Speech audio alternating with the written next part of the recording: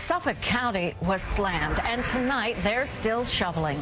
Service finally restored on the Long Island Railroad, but this picture in Montauk on the Montauk line shows just how much snow had to be removed from the train tracks. CBS 2's Jennifer McLogan headed east today. She got as far as Southampton. We've had some really big snowstorms, but this is an epic one. Unprecedented. Main Street closes in Southampton. Residents boxed in, and the governor sends in heavy equipment to keep residents safe. Schools remained closed. We got hammered with like 30 inches of snow, so yeah, it is quite treacherous. Business owner Keith Davis ran for salt and prayed for help. In 28 years, there's only been 3 days that I've not been able to open, and this is one of them. I am literally standing at the crosswalk. Push button, wait for light. What is the biggest worry for you right now? Falling right now.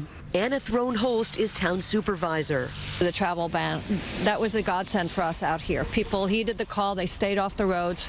We were able to get out there in a much more efficient and safe way. Snow totals were matched on the North Fork of Long Island. 30 inches blanketed farm country, tiny Greenport, abuzz with massive payloaders. Ridiculous. It's like a ghost town. You can't drive anywhere.